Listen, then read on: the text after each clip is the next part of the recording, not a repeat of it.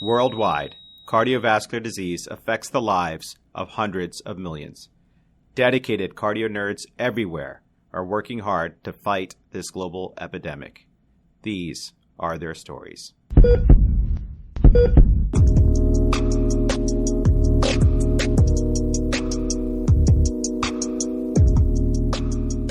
Hey everyone, welcome to the show. We're about to get down and nerdy with some great cardiology. This is Dan Ambinder, third-year cardiology fellow. And this is Amit Goyal, second-year cardiology fellow. I can't wait to dive into a great case, CardioNerd style. Guys, today we are honored to host Dr. Heather Kagan, internal medicine par excellence, resident at the Johns Hopkins Hospital, who will be calling in with quite an instructive case on aortic stenosis. We will use this discussion to review etiologies, presentation, staging, evaluation, and the management of aortic stenosis. Guys, I'm so excited for Heather to join us today. Heather completed her undergraduate studies in economics, art, and chemistry at the University of North Carolina, Chapel Hill. Boy, I just did one major. She went on for a post-bac program for medical sciences at Temple University, who were lucky to keep her as a medical student. As a medical student, she continued to create and didn't ignore her passion for the arts. Her poem titled Mental was featured in the school magazine, and 2 of her anatomical drawings were shown at the Frank Netter Symposium in Philadelphia.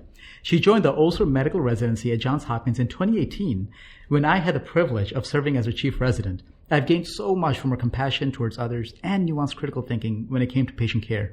Oh my God, Heather, you are so accomplished. I feel like I need to give you my cardiology spot right now. Welcome to the fellowship. Please don't. They need you. All right, in all seriousness, Heather's input was so amazing during our first episode of recording that we were just like, you need to become a bona fide cardio nerd. Woohoo! Woo! Well, thank you guys so much for the extremely generous introduction and very warm welcome. I'm honored to join the CardioNerds team. Let's dive into today's case. All right, so excited to get started. But before we do, team, just remember that this podcast is not meant to be used for medical advice. The views expressed here do not reflect the opinions or policies of our employers. This case you're about to hear is 100% HIPAA compliant. Some details were changed to protect patient privacy, but out of respect to the patient, the rest is told exactly as occurred.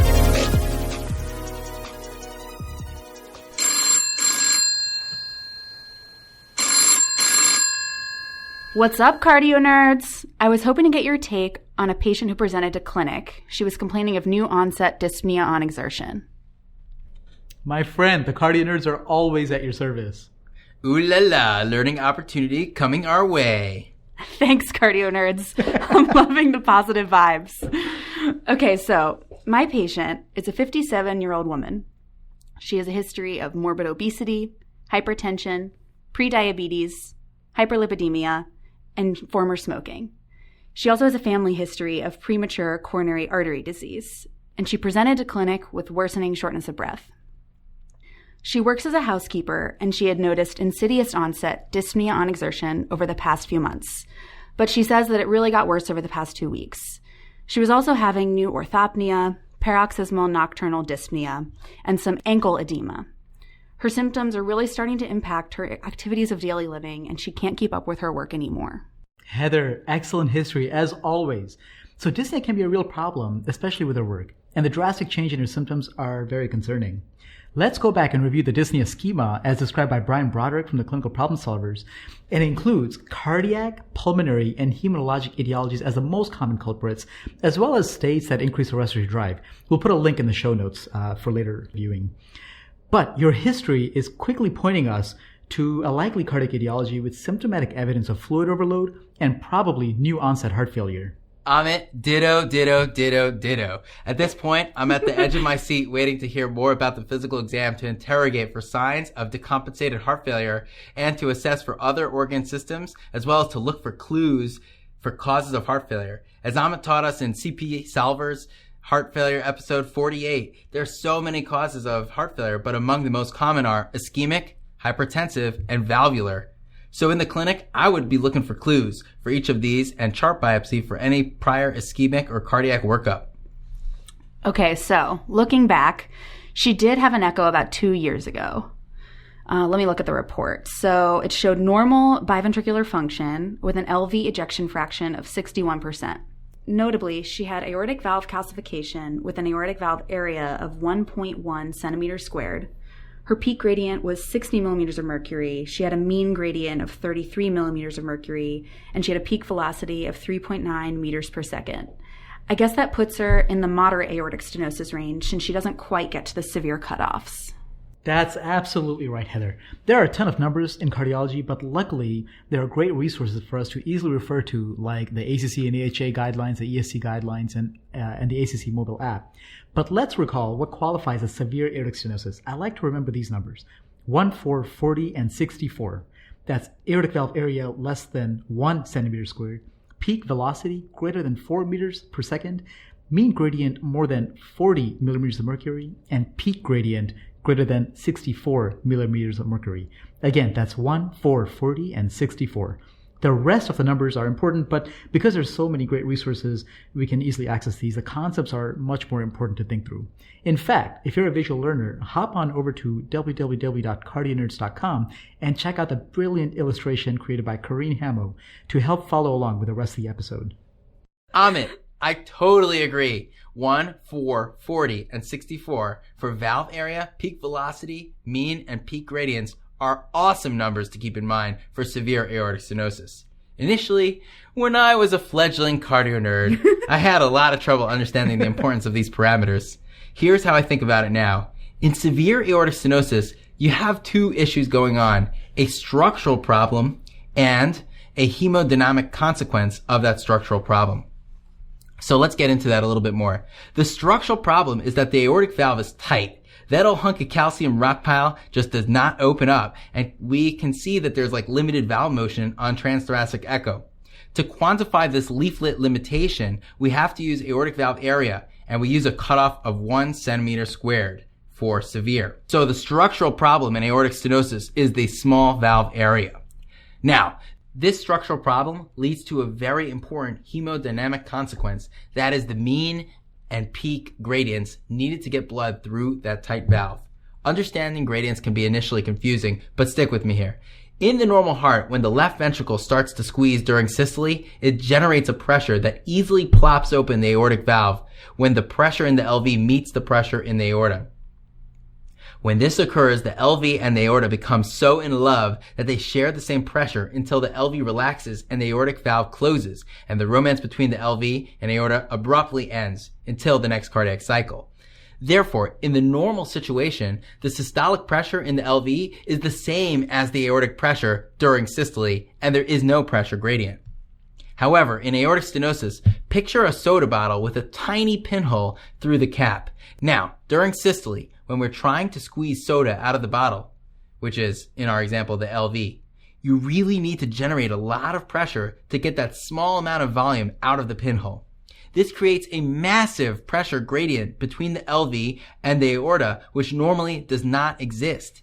If you think about it, this is a setup for a real problem. Because a peak gradient of 64 millimeters of mercury means that in order for your aortic pressure to be just 120 millimeters of mercury, aka a normal systolic blood pressure, the left ventricle pressure has to be 120 plus 64 millimeters of mercury, which is not math I'm prepared to do right now on this podcast. Okay, hold on. Let me bring out my calculator. 120 plus 64, 184 millimeters of mercury. Wow, Dan, I never thought about it that way. That was awesome.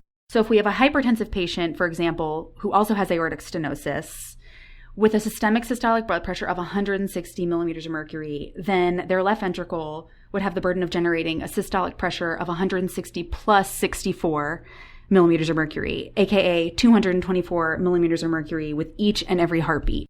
Wow, Heather, that's exactly right. Now, as Dan said, this gradient has a real hemodynamic consequence on the left ventricle, leading first to adaptive remodeling of the LV as the LV tries to deal with all the stress of this afterload. So remember that wall stress by the law of Laplace is proportional to the ventricular systolic pressure times the chamber radius, all divided by LV wall thickness. So in the numerator, you have pressure and radius, and in the denominator, you have wall thickness. How does the LV deal with the increased stress of increased pressure? Well, it increases wall thickness. This is really no different from Arnold Schwarzenegger's biceps after pumping iron all those years. With increasing wall thickness, there are more parallel muscle fibers and really more parallel sarcomere units to work together to get to that whopping systolic blood pressure, so that each individual unit experiences less tension. This is also what happens in patients with systemic hypertension, which is really just increased pressure for the LV to pump against. This all sounds well and good. However, while these initial stages of compensatory concentric LV hypertrophy are adaptive in response to increased afterload, over time, these changes become maladaptive as fibrosis accumulates and the LV dilates with progressive eccentric hypertrophy. The LV ultimately fails with systolic dysfunction and downstream effects like functional MR, pulmonary hypertension, and RV dysfunction. This is why, when evaluating aortic stenosis on the echo, you should always also pay attention to the effects on the LV, concurrent valvular lesions, pulmonary pressures, and the right-sided chambers. Oh my God, exactly. And to round out our discussion, velocities are very important in the world of echo. When the valve is tight, the velocity of the blood going through the valve must increase to keep the flow through the left ventricular outflow tract and the aortic valve constant. Think of crimping the water hose while you're watering your plants. It turns out that a velocity obtained by Doppler magic can tell us what gradient is across the valve. This equation is not our focus today, but it's called the modified Bernoulli equation. If you square the velocity and multiply it by 4, i.e. 4v squared, you can derive the pressure gradients across the aortic valve. So as the blood shoots through that tight aortic valve and we clock a velocity of 4 meters per second using Doppler on echo, we can convert that to a peak gradient of 64 millimeters of mercury, which raises our concern that poor ventricle is working way too hard. Wow, that was awesome. I totally get that. So, core structural problem is that the aortic valve area is tight. That leads to a hemodynamic consequence of an elevated pressure gradient, which then translates to increased wall stress on the left ventricle. This then leads to left ventricular remodeling over time and other gnarly long-term downstream consequences like left and right heart failure, pulmonary hypertension, and functional mitral regurgitation.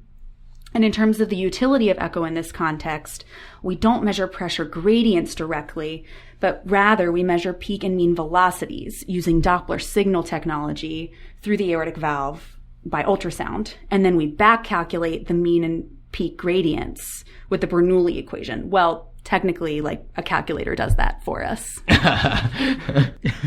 Wow, Heather, spoken like a master echocardiographer. These are principles I just learned a few months ago. I know that was a deep dive into echo and aortic stenosis, but you know what? The physical exam in AS is also incredibly powerful. Heather, why don't you tell us about your physical exam findings? Sure. So on exam in the clinic, her vitals were normotensive with blood pressure 120/60, heart rate of 100, respirations of 12. She was satting 96% on room air, and she was overweight with a BMI of 53. She was breathing comfortably at rest. There was no jugular venous distension. She had a regular rhythm with a 3 out of 6 crescendo-decrescendo systolic murmur, heard loudest at the right upper sternal border, and it radiated to the carotids bilaterally. Her lungs were clear to auscultation bilaterally, and her radial and dorsalis pedis pulses were 2+ bilaterally. She did have mild ankle edema bilaterally as well. We got an EKG in the clinic, which showed normal sinus rhythm with first-degree AV delay, left ventricular hypertrophy, and left atrial enlargement. Heather, that's great. You're describing the classic outflow murmur of aortic stenosis. Now, I'm still refining my bedside grading of aortic stenosis, but here are 4 features that can moderately increase the likelihood that the aortic stenosis is severe. Number 1, a delayed carotid upstroke. This is the tardus of parvis a tardus. Number 2, a sustained apical impulse. Number 3, a late peaking murmur. And number 4, absent or diminished S2, which happens because the valves and the leaflets are so calcified, they're inflexible, and so they just close with less vigor. Now, if your LV has a hard time generating outward flow due to a very tight valve, you can imagine that the flow will overall be diminished with a reduced stroke volume, and therefore you can expect a delay in flow from the apex to the carotid artery or from the brachial to the radial artery. Given this, the 2 best features that most strongly argue against a very severe stenosis are, number 1, the absence of an apical carotid delay, and number 2, the absence of a brachioradial delay. Guys, when it comes to physical exam, let me tell you a secret. Becoming a master clinician is not an autosomal dominant trait. It comes with years. I wish it was. Me too. Unless we don't have it. Oh, that's true. Yeah, you want to make sure you have it, right? No, but really, it comes with years of deliberate practice and careful calibration. So here's the pro tip. Do your best with the initial physical exam. Then obtain a diagnostic test. Here it's an echo, but hey, it could be a right heart cath or a CT or maybe a bilirubin level. If it shows, for example, severe aortic stenosis, go back and identify the bedside features to refine and recalibrate your senses for the next patient. Love it, love it, love it. Amit, you are a master clinician par excellence. Oh, Dan, you're making me blush, my man. Oh, shush it. Parvis excellence. Parvis excellence. All right. In all seriousness, solid work on the exam, Heather, and chart biopsying an incredible synthesis of our discussion so far. This is a consultant's dream come true. I'm definitely nerding out about the picture you're painting. The prior echo is key. And yes, she previously had less than severe aortic stenosis indicated by a valve area of less than 1, peak velocity of less than 4, and a mean gradient less than 40. Now, we have to keep other causes of her presentation in mind, especially coronary ischemia with her numerous risk factors. But aortic stenosis is sounding more and more like the culprit. Importantly, many patients with aortic stenosis have coronary artery disease since the two share overlapping pathophysiology. Her AS has progressed over time, so let's review the stages of aortic stenosis. In cardiology, we're so fortunate to have ACC and AHA pumping out useful guidelines all the time, so I find it very helpful to update myself with the latest staging and treatment of common cardiovascular conditions. In fact, I'm going to whip out my handy-dandy CardioNerds aortic stenosis cheat sheet and review the disease staging right now. Stage A are those patients who are at risk for aortic stenosis, like they have aortic sclerosis or thickening of the aortic valve, or rheumatic heart disease, or prior radiation, but that do not actually have a hemodynamic problem or a valve that's tight enough to cause any issues. Stage B is the progressive stage, including both mild and moderate aortic stenosis. Stage C denotes asymptomatic severe aortic stenosis. This can be further broken down into a preserved ejection fraction, or stage C1, and those with reduced ejection fraction, or stage C2. And there are ramifications in terms of fixing the aortic valve. Stage D is now symptomatic severe aortic stenosis. That was so helpful. Thank you. So looking at her echo 2 years ago, she was stage B, the progressive stage with moderate AS. I've heard the term low flow, low gradient aortic stenosis before. Can you explain this a little bit, and could this potentially be applicable to my patient? Phenomenal question. This doesn't really apply to our patient at this point, but it's worth a discussion. We can start thinking about low flow, low gradient aortic stenosis when we have a discordance between the valve area and the gradient. The definition of severe low flow, low gradient aortic stenosis is when we get an aortic valve area less than 1 centimeter squared, which is in the severe range, but the gradients and velocities are still in the moderate range. Before we dive into this concept, let's get a little bit nerdy and technical. Measurement accuracy is key, and it's worthwhile remembering that the aortic valve area and the velocity and gradients are measured in different ways. The aortic valve area is derived from the continuity equation, which relies heavily on the left ventricular outflow tract diameter. A small measurement error can grossly underestimate the aortic valve area, whereas the peak velocity and gradients, as we talked about earlier, are derived from Doppler measurements through the aortic valve and may represent the true stenosis status of our patient. However, when all measurements are legit, we can start thinking about low flow, low gradient aortic stenosis. Now, low flow, low gradient aortic stenosis comes in two flavors. One, with a low ejection fraction, which is what we call low flow, low gradient aortic stenosis. Two is with a preserved ejection fraction, but with a low stroke volume. And we refer to those patients as paradoxical low flow, low gradient aortic stenosis. In both of these situations, the valve can be super tight. But if the ventricle cannot generate enough pressure, a gradient will not be as high as it would have been if the ventricle had a bangin' squeeze. Now, it's easy for all of us to appreciate how a ventricle with a low ejection fraction can lead to low flow, low gradient aortic stenosis by thinking about an extreme example. Say you have a really poopy ventricle with the ejection fraction of around 5%. You're not going to get a lot of power generated by that lump of muscle. So since the ventricle will not generate serious systolic pressures, it's not going to generate adequate flow across the aortic valve. Therefore, no surprises when we don't see a serious gradient across the aortic valve in this incredibly sick patient. On the other hand, low flow, low gradient aortic stenosis with a preserved ejection fraction is less intuitive, so follow me here.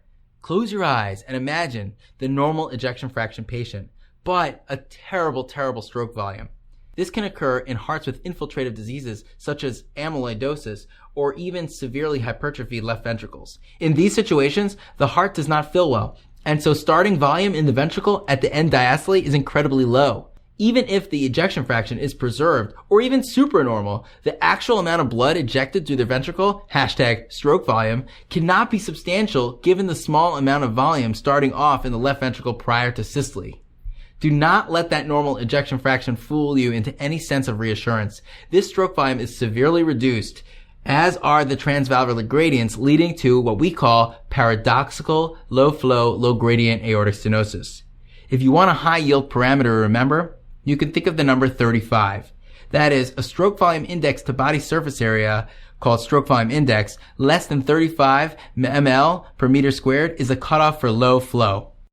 Wow, Dan, that was amazing. What an incredible summary of a complicated topic that I still have to read about and reread about all the time. Guys, you might be wondering how all this fits into the staging system. Well, symptomatic severe aortic stenosis, or stage D, is further broken down into 3 subtypes. Number 1, D1 is a prototypical high-flow, high-gradient severe aortic stenosis that meets the cutoffs 1, 4, and 40, with aortic valve area less than 1, peak velocity greater than 4, and mean gradient greater than 40. That's the easy one. But what if, as Dan described, a carefully measured aortic valve area is less than 1 in the severe range, but the flow is just not high enough to get to a velocity of 4 or higher, or a mean gradient of 40 or greater? Well, if the EF is low, it is in the stage D2 category. But if the EF is preserved, the paradoxical low flow, low gradient AS, it is stage D3. Now, if your aortic valve area is truly small and the gradient is low, but your flow is normal across the LVOT with a stroke volume index above 35, then it gets hard to blame that valve for all the problems, as this is probably functionally more in the moderate aortic stenosis range. Okay, wow. Thank you, guys. That was awesome. I get it. And if you're considering low flow, low gradient aortic stenosis, it sounds like this would be the place where dobutamine echo would be the next step. Exactly. Dobutamine stress echo is especially useful in low flow, low gradient aortic stenosis with a low ejection fraction. With dobutamine, there's 3 possibilities that you can get. Again, for the visual learners, check out the episode schematic on CardioNerds.com if you want to follow along. But the 3 outcomes of a dobutamine stress test are: number 1, gradients stay low and the valve area improves. This is what we call pseudostenosis, where the valve is actually not too stenotic, but it just doesn't open up well at baseline due to a weak ventricle. 2, gradients stay low and the valve area stays in the severe range. This implies poor contractile reserve and poor prognosis even with aortic valve replacement. And 3, the dobutamine kicks that lazy ventricle in the butt. With the added contractility, the LV systolic pressure increases, the stroke volume increases, and the transvalvular gradients increase to a severe range. This implies true severe aortic stenosis and are the patients who do best with valve replacement. Now, pseudo-AS or pseudo-aortic stenosis can be super confusing, but think about it in this way. If you threw a probe on a patient during cardiac arrest who is not undergoing CPR, the aortic valve will barely be opening. Now, don't do that. Do CPR.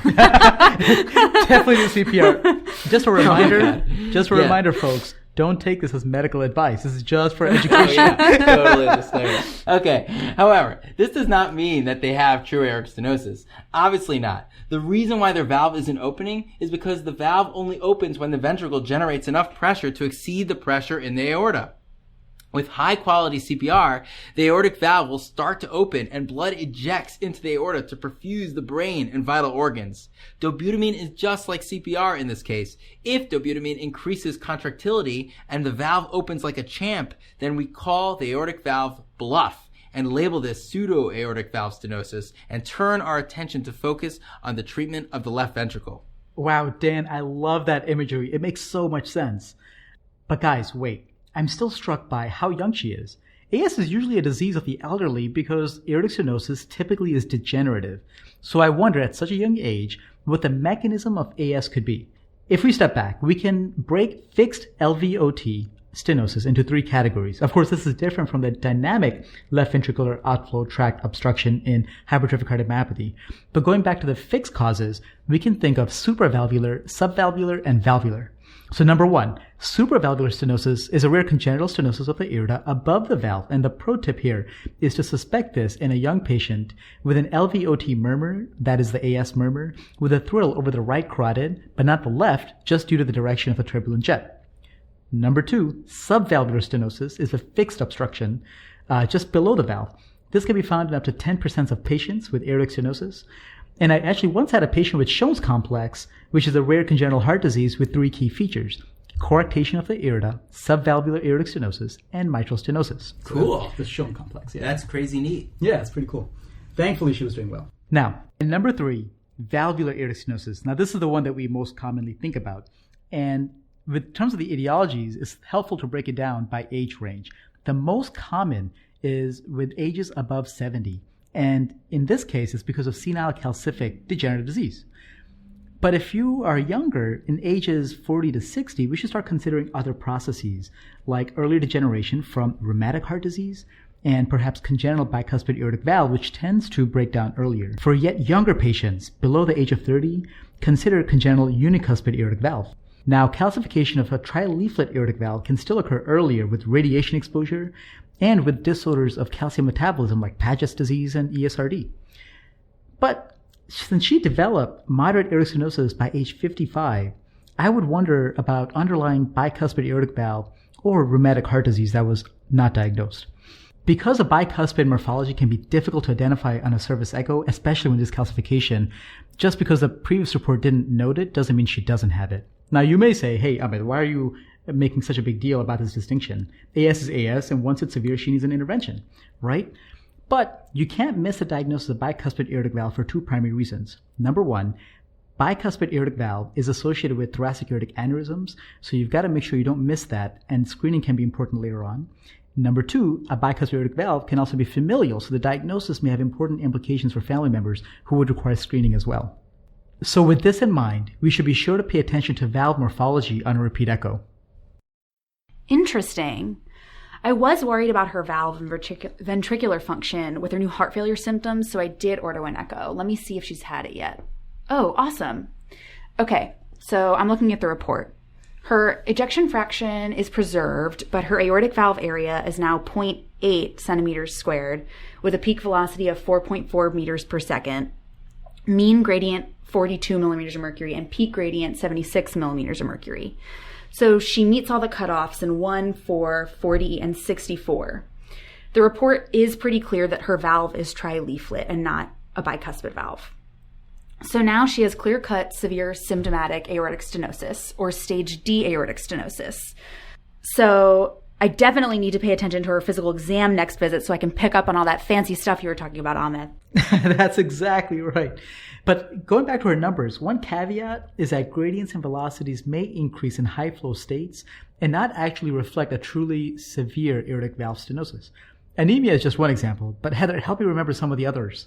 I would think of other things that might cause high output heart failure like thyrotoxicosis, sepsis, or other distributive states, AV fistulas, and Paget's disease. But she doesn't have any of these, so I do think she has true severe aortic stenosis. Unfortunately, she was lost to follow-up after her last echo. I wonder if I could have caught her earlier in her disease course. What a great observation. Because aortic stenosis tends to be progressive, surveillance is clutch. Generally, one should repeat a transthoracic echo every 6 to 12 months for asymptomatic severe aortic stenosis, every 1 to 2 years for moderate aortic stenosis, and every 3 to 5 years for mild aortic stenosis. I think it certainly had been time for another echo, and now with her onset of symptoms, a time for broadening our thoughts to include an ischemic evaluation. So now that she has severe symptomatic aortic stenosis, she has a clear indication for intervention. She has at least one of the 3 cardinal symptoms of aortic stenosis, which are dyspnea, angina, and syncope. I'm thinking of referring her for potential aortic valve replacement at this point because left untreated, these patients have increased mortality. Heather, that's exactly right. I'm so glad you're on this case. But surgery is a big deal. So let's think through when sending them to the OR for aortic valve replacement or TAVR is appropriate. Severe symptomatic aortic stenosis is easy. It's a class 1 indication for AVR. Low flow, low gradient aortic stenosis, but likely in the severe and symptomatic stage, carries a class 2A indication for AVR. But let's say we were getting those surveillance echoes that Dan pointed out and caught her in stage C, which is asymptomatic severe aortic stenosis. Boom! All right. That's exactly right. So for asymptomatic severe aortic stenosis or stage C, there are 5 situations in which AVR should be considered. The best is stage C patients with low ejection fraction, right? Stage C2. Or those who are undergoing cardiac surgery for another reason, because you don't want to go open the chest and have to come back in later. The other situations where you could consider aortic valve replacement in patients with stage C AS include a very severe stenosis with, say, a peak velocity above 5, or a rapidly progressing aortic stenosis as you're getting those surveillance echocardiograms, or those with exercise testing that shows a decreased blood pressure with exercise or reduced exercise tolerance. The latter is a very important point, right? Because aortic stenosis tends to develop and progress very slowly. Patients adapt to their slowly decreasing functional capacity and actually may just not notice their indolent functional decline. So for that patient, not being able to go up the stairs without stopping is just the new normal. This is where specific and nuanced questioning can make the difference. Remind them what life was like a year or two ago, and enroll the assistance of their friends and family who might be more cognizant of a decline. Instead of saying a year ago, use temporal anchors like last Thanksgiving to help them contextualize. One patient with quote-unquote asymptomatic severe aortic stenosis told me he was fine and still plays golf. And I thought to myself, all right, this guy's enjoying life more than I was. He's fine. But when I asked him how many holes he plays now compared to last summer, he realized that he now only does 9 before he feels tired. But before, he used to be able to do 18. I love that so much. What a good trick. I'm going to ask all my patients what they were doing last Thanksgiving. Well, you may not want to know what they were eating last Thanksgiving. That's true. I wouldn't want to share that for me either, though. Gravy, gravy, gravy, baby. Okay, so it's clear as day that my patient needs aortic valve replacement to live longer and to live better. But how do we go about deciding between surgical replacement, or SAVR, versus transcatheter aortic valve replacement, or TAVR? I love this discussion about TAVR versus SAVR. We could literally talk about this for hours. Whoa there, Dan. I love the enthusiasm, but Heather's a busy clinician. I want to hear it. Maybe not for hours, though. All right, Dan. Fire away. Okay. You let the beast out of the barn. So the story of TAVR is one of the most exciting in modern cardiology. Since the first I love in this human one. it's a great story. All right. Since the first in human procedure performed in 2002 by Dr. Elaine Crebière, we have had numerous groundbreaking trials and have drastically changed how we manage patients with aortic stenosis. It is worth looking up the partner and core valve trials, but for the sake of time, I will say that TAVR first started as an alternate to SAVR for extreme risk patients who had no other options. But over time, this improved technology, safer technique, and increased operator experience, the goals have moved to include TAVR as a good option for high and intermediate risk patients, and even more recently, TAVR has been approved for low risk patients. Guys, this is exactly why I love cardiology. This is such a rapidly changing and exciting field. And the future may be even broader, especially with improvements in TAVR technology making it more effective and safe. There are ongoing studies to look at. 1, early TAVR in asymptomatic severe aortic stenosis not meeting the current AVR criteria. And 2, in patients with moderate aortic stenosis, because we now know that even moderate AS carries a poor prognosis. That sounds amazing. Why not send every patient for a TAVR? I know, right? No, but in all honesty, remember that TAVR is a complex procedure with inherent risks, including vascular complications, paravalvular leak, aortic rupture, stroke, and injury to the conduction system that might warrant a permanent pacemaker. Patient selection and procedural planning are thus paramount. The final decision will depend, in part, on patient-specific risks as measured by validated scores like the STS score and Euroscore, as well as comorbidities and measures of frailty. In fact, not every path should lead to an intervention. Expected survival less than 1 year is a contraindication to TAVR or SAVR, and goals of care should dictate how you discuss the treatment options. Another important factor is procedural impediments. For example, The patient may not have good transfemoral access for TF-TAVR, or they may have a porcelain/calcified aorta that prevents cross-clamping for surgery. But let's not forget, it's a big decision, and patient preference is also an important consideration. Because the decision-making is so complex and procedures so advanced, teamwork is key. So folks, don't do this at home without an integrated heart team. Oh, definitely not. Good. That's good advice. That, folks, you can take to the bank. Okay, guys, but before we can get that far, we have to first decide what type of valve, mechanical versus bioprosthetic, or a tissue valve. So mechanical valves last longer and are better for younger patients, but really necessitates anticoagulation with warfarin. Whereas bioprosthetic valves don't need anticoagulation, but you can get prosthetic valve dysfunction earlier, like within 10 to 20 years. Our patient is quite young, so at the age of 57, almost certainly should have a mechanical aortic valve replacement. So surgery would probably be the way to go for her, especially since she doesn't have any contraindications to anticoagulation, at least not that we've heard of. Before surgery, I'd suggest a referral for coronary angiography to assess her coronary tree. 1, because her symptoms can still be anginal, and 2, because finding coronary artery disease will inform the surgeon to also do coronary bypass at the time of aortic valve replacement. Amazing. So glad I called you guys. This was so helpful. So I'm going to refer her to surgery. Sounds like a great plan, Heather. I think she will do quite well. But remember that post-AVR care will also be very important moving forward when she comes back to you. As with any prosthetic valve, she will need prophylaxis for infective endocarditis with procedures. And since she will have a mechanical valve in the aortic position, she will also need warfarin, not NOACs, but warfarin with a goal INR of 2.5. And importantly, moving forward, she will need aggressive risk factor modification given her numerous comorbidities. Wow, guys, thanks so much. This has really been an awesome discussion. I've learned so much, and I feel so much more prepared to care for patients with aortic stenosis. So, to recap our key points, there are 5 important pillars in the management of aortic stenosis. Number 1, evaluation.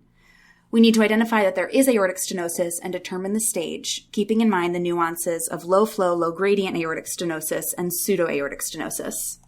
Number 2, surveillance. For those who do not immediately need intervention, how frequently should we be getting echoes? Number 3, intervention. Engaging a patient-centered heart team to determine the best strategy, such as SAVR versus TAVR, or for some patients, a palliative approach. Number 4, peri-procedure management. Pre-op procedure planning and management of immediate complications of any procedure. And number 5, longitudinal follow-up. Long-term management, such as anticoagulation for mechanical valves and endocarditis prophylaxis, are really important.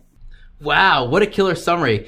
I think we ought to rename the segment 5 points of maximal impulse. Dan, I love it. That's so nerdy. Hashtag PMI. Hashtag PMI. That brings us to the end of our show, so it's time to make like an S2 and split. You can follow us on Twitter at CardioNerds. Don't forget to check the amazing illustration that Kareen prepared for y'all at www.cardionerds.com. If you enjoyed the show, be a nerd and spread the word.